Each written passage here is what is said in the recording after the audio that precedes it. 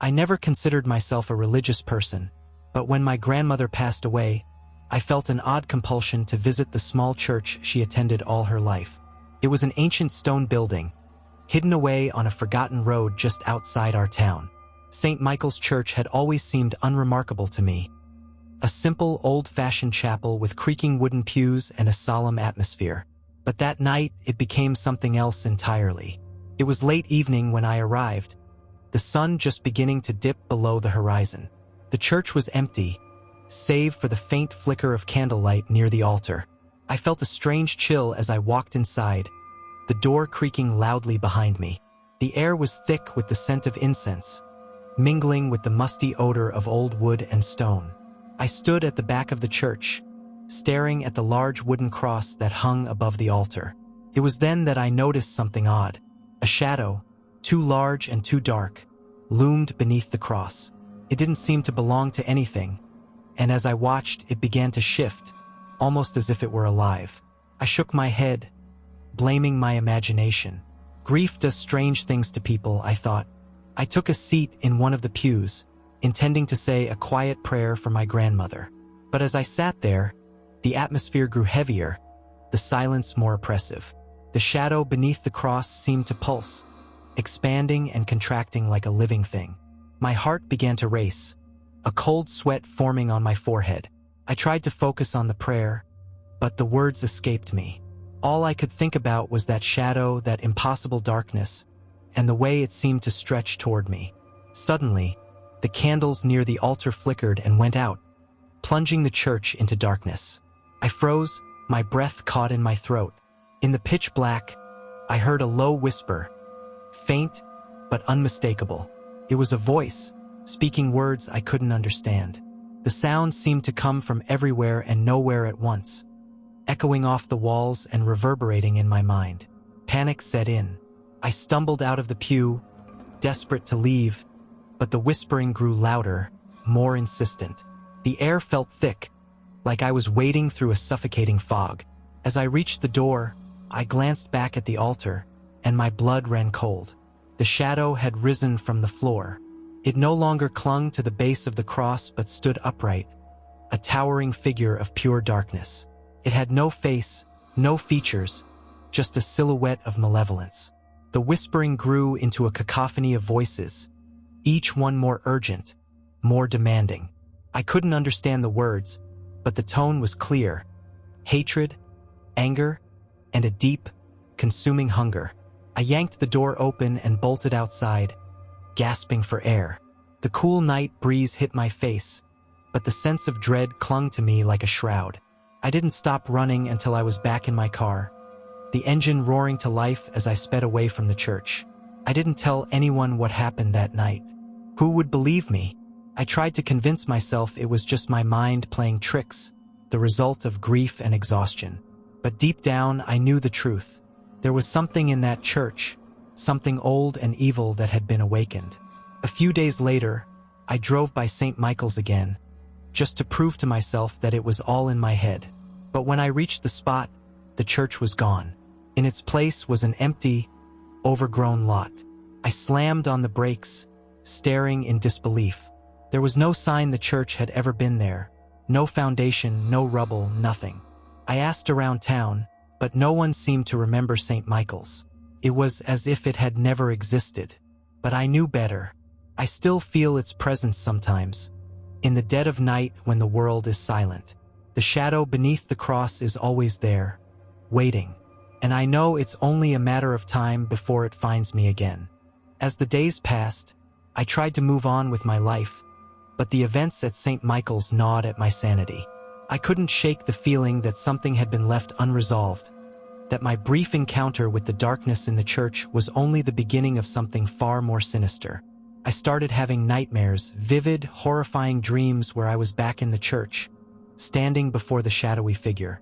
In these dreams, the figure would whisper my name, its voice a cold rasp that echoed in my skull. Each time, I would wake up drenched in sweat, my heart pounding like a jackhammer in my chest. It wasn't long before the nightmares began bleeding into my waking life. I started seeing glimpses of the shadow in the corners of my vision, always there, lurking just out of sight. No matter where I went, the feeling of being watched clung to me like a second skin. At first, I dismissed it as paranoia, a lingering effect of the trauma I'd experienced. But as the sightings grew more frequent, I couldn't ignore it any longer. One night, while lying in bed, I felt a presence in the room with me. I didn't dare open my eyes, too terrified of what I might see. The air grew cold, and I heard the faint rustle of something moving closer. Then, just as suddenly as it had come, the presence vanished, leaving behind an overwhelming sense of dread. I knew, deep down, that the shadow had found me. Desperate for answers, I began researching the history of St. Michael's Church. I combed through Old Town records, historical archives, and even talked to a few elderly residents who might remember something. But no matter where I looked, I found nothing. No mention of the church, no record of its existence. It was as if the place had been wiped from history, erased from the collective memory of the town. One day, I received an anonymous letter in the mail. The envelope was plain, with no return address, and inside was a single piece of paper with a short message written in shaky handwriting. The church was never meant to be found. Stop searching, or it will consume you. I felt a chill run down my spine as I read the words. Whoever had sent the letter knew about St. Michael's, and they were warning me to let it go. But I couldn't. I was too deep now, too obsessed with finding out the truth. I had to know what had happened that night, what I had unleashed. Ignoring the warning, I continued my investigation. I reached out to a local historian who specialized in obscure and forgotten sites. After some persuasion, he agreed to meet with me. We sat in his cluttered office, surrounded by dusty books and faded maps, as he listened to my story. When I finished, he leaned back in his chair, a troubled expression on his face. "You're not the first to come to me with a story like this," he said. "There are legends, old, dark legends, about places that exist outside of time, places that were never meant to be found by the living." He pulled out a map of the area where St. Michael's had once stood. According to the stories, there are certain locations that are cursed, where the boundaries between our world and something else are thin. St. Michael's may have been one of those places, a doorway to something ancient and malevolent. "What does that mean?" I asked, my voice barely above a whisper. "It means you've crossed a line," he replied grimly. "You've seen something you were never meant to see, and now it's marked you. That shadow, whatever it is, won't stop until it drags you back to where it came from." I left his office with a sense of impending doom. The historian had given me more questions than answers, but one thing was clear. I was in grave danger. The shadow wasn't just a figment of my imagination. It was real, and it was coming for me. As the days turned into weeks, the shadow grew bolder. It began appearing in the mirror, a dark figure standing behind me whenever I looked at my reflection. I would turn around, expecting to find it there, but the room would always be empty.